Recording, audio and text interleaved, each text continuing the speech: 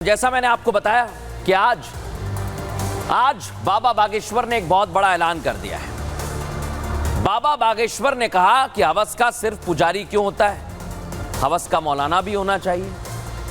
हवस का तो कोई भी हो सकता है, फिर पुजारी ही क्यों कहा गया? और इसी पर पूरा विवाद खड़ा हो रहा है दर्शकों। लेकिन अब मैं आपको आज इसकी पूरी एक्स्ट्रा रिपोर्ट बताने वाला हूं, क्योंकि बाबा बागेश्वर ने जो बात उठाई उसको लेकर कई लोग तिलमिला गए। हमेशा हिंदू राष्ट्र की हुंकार भरने वाले, कई लोगों की ठठरी बांधने वाले पंडित धीरेंद्र कृष्ण शास्त्री ने आज एक सवाल उठाया। बाबा बागेश्वर का यह सवाल कट्टरपंथियों की उस मानसिकता को झलकाता है जिसे हम अपनी जुबान से बचपन से सुनकर बड़े होते आए हैं, और फिर भी वही शब्द हमारी जुबान पर चढ़ जाता है। हम वही शब्द बात बात पर दोहराने लगते हैं दर्शकों। पंडित धीरेंद्र कृष्ण शास्त्री का कहना है कि जब किसी महिला, किसी बच्ची के साथ कुछ गलत व्यवहार होता है तो हमारी जुबान पर यही शब्द क्यों निकलते हैं कि यह हवस का पुजारी है। यह पुजारी क्यों कहा गया है? फिर चाहे उस घटना में दूर दूर तक किसी पुजारी का, पंडित का कोई लेना देना ना हो, उस घिनौने कृत्य में लिप्त बेशक कोई मौलाना हो, लेकिन हम कहेंगे हवस का पुजारी।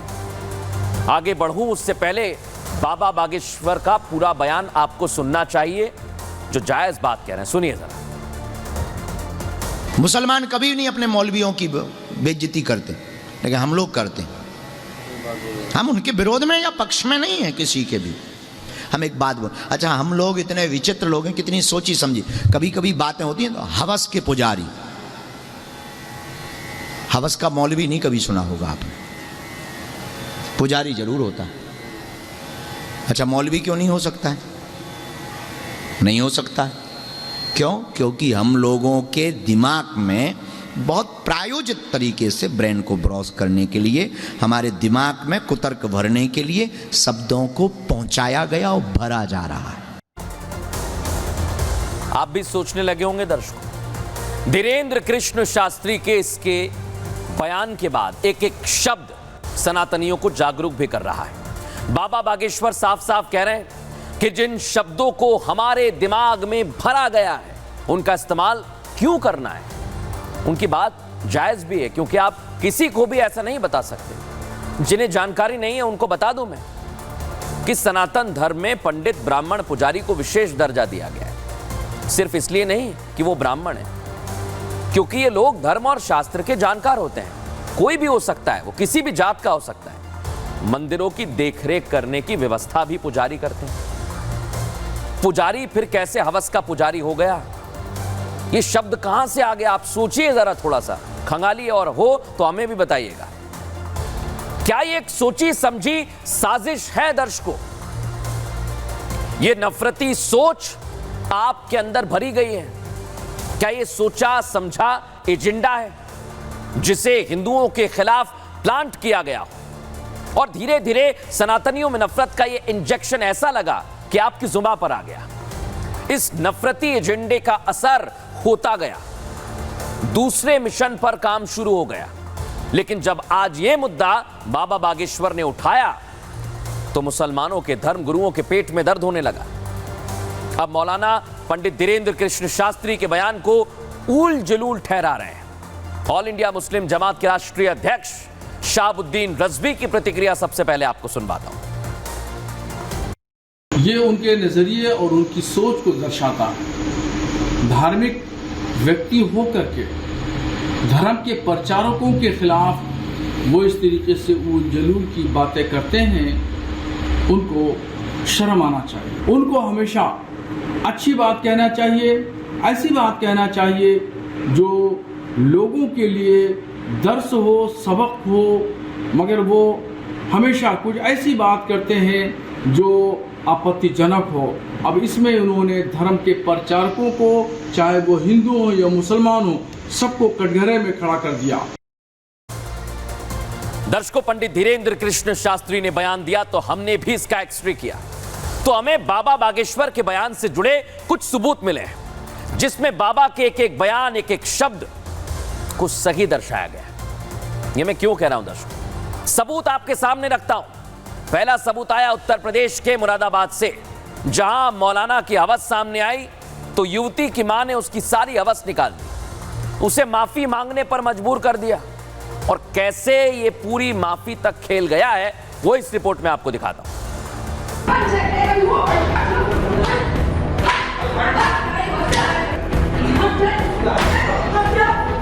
वीडियो में मौलाना साहब की चप्पल से धुनाई करती है महिला एक मां, वो मां जो अपनी बच्ची की इज्जत को महफूज रखने के लिए सब कुछ कुर्बान करने को तैयार रहती है, लेकिन जब उसकी बच्ची की इज्जत पर बन आती है तो वो दुर्गा का रूप धारण कर लेती है।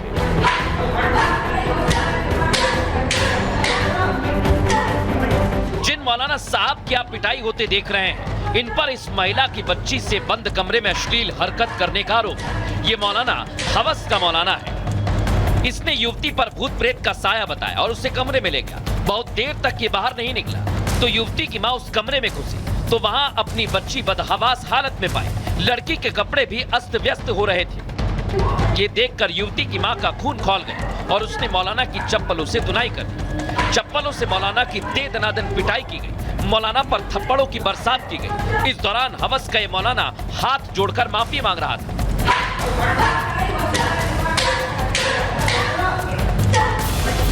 ये बात इस बात का सबूत है कि मौलाना झाड़ फूक और तमाम जरियों से मासूम बच्चियों को हवस का शिकार बनाते हैं और बदनाम हवस के नाम पर पुजारी होते हैं।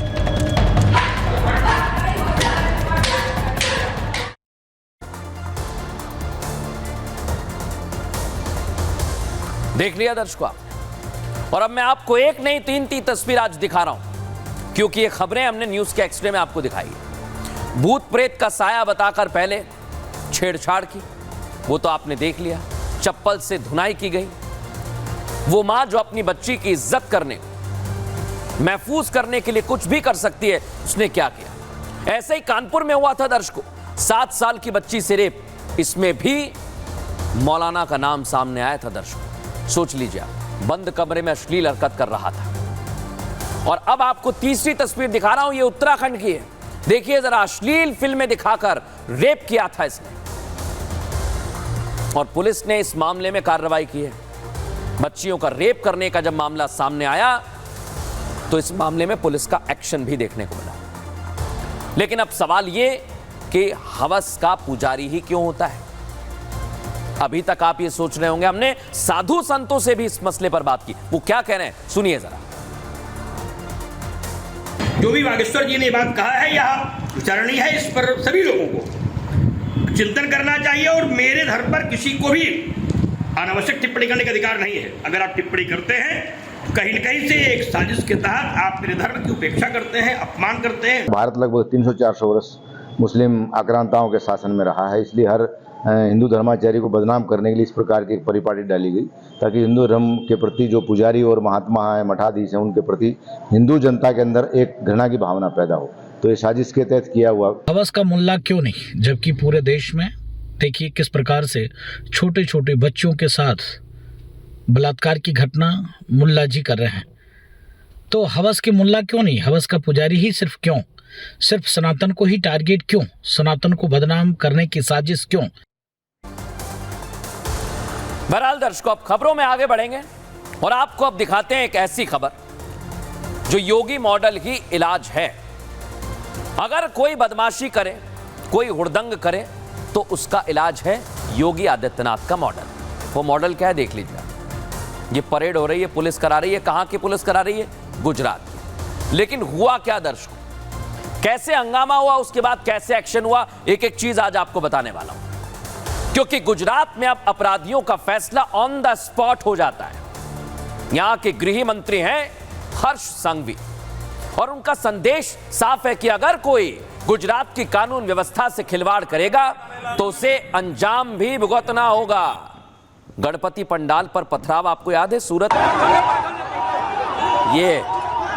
लेकिन एक के बाद एक जब नफरती पत्थर बरसाने वाले सामने आए तो उपद्रवियों का इलाज भी किया गया था।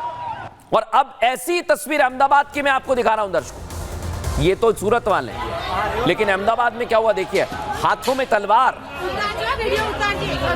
लहरा रहे हैं, सोसाइटी के गेट के बाहर हंगामा कर रहे हैं। देखिए जरा इन तस्वीरों को, देखिए जरा। इन्हें किसी का डर नहीं है, किसी का खौफ नहीं है।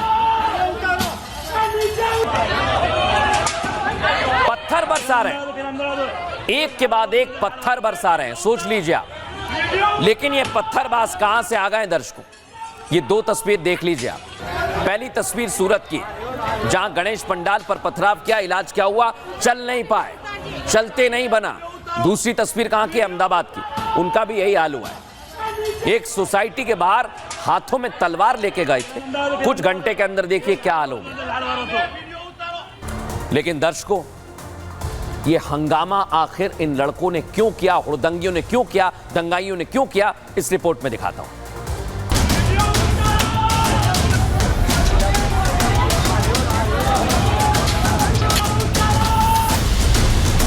गुजरात के अहमदाबाद की इन तस्वीरों को देख लीजिए, कैसे कुछ उपद्रवी शिवम आर्किड सोसाइटी के बाहर हंगामा कर रहे हैं, सोसाइटी में घुसने की कोशिश कर रहे हैं, गेट पर तोड़फोड़ करते हैं, जिससे सोसाइटी में खौफ है।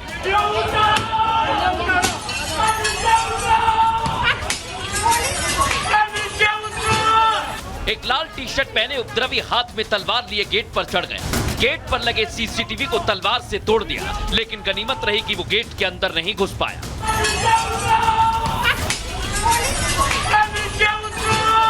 हाथ में तलवार लिए लाल टी शर्ट वाला उपद्रवी सोसाइटी का गेट फांद जाता तो वो सोसाइटी के गेट का दरवाजा अंदर से खोल सकता था। अगर ऐसा होता तो उपद्रवी सोसाइटी में घुसकर कोहराम मचा देते। देखिए, सोसाइटी में जब पथराव हो रहा था तो कैसे वहां खड़े लोगों में खौफ भर गया।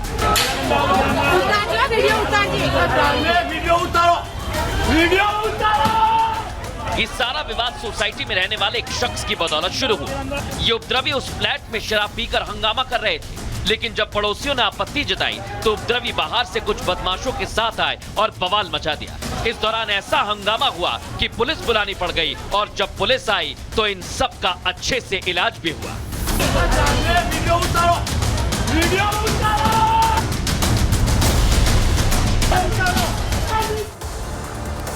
देख लिया दर्शकों आपने।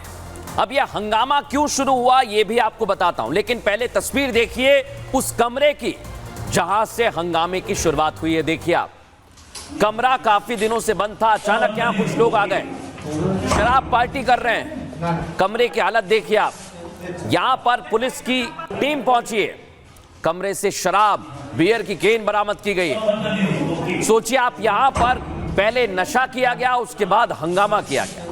सोसाइटी के चेयरमैन को बुलाया गया दर्शकों, और जब इन लोगों से सवाल जवाब किया तो ये हुड़दंगी हाथों में तलवार ले आए, गेट के पास खड़े लोगों पर कार चढ़ाई इन्होंने। तस्वीर दिखाइए। महिलाओं से बदतमीजी के आरोप लगे हैं और इस मामले में अब कड़ा एक्शन हुआ है, और कुछ सीसीटीवी फुटेज में आए हैं दर्शकों, जो मैं आपको दिखा रहा हूं। ये देखिए, सोसाइटी के गेट पर ये हंगामा करते रहे। सोसाइटी के गेट पर कैसे जो तस्वीर सामने आई है वो मैं आपको दिखा रहा हूं, लेकिन इन पर अब एक्शन लिया गया है दर्शकों। अहमदाबाद की शिवम आर्किड सोसाइटी में जो तांडव मचाया यही है वो लोग, हाथ बांधकर खड़े हुए हैं, माफी मांग रहे हैं, सोसाइटी पर पत्थर बरसा रहे थे, तलवार चला रहे थे। लेकिन गुजरात पुलिस ने जब एक्शन लिया तो माफी मांगने लगे दर्शकों, इनकी परेड निकाली गई है। कार्रवाई देखकर सोसाइटी के लोग खुश हुए हैं और गुजरात पुलिस की कार्रवाई की तारीफ कर रहे हैं दर्शकों। लेकिन आप सोचिए, अगर कोई हुड़दंग करेगा तो फिर उस पर ऐसा ही एक्शन लिया जाएगा।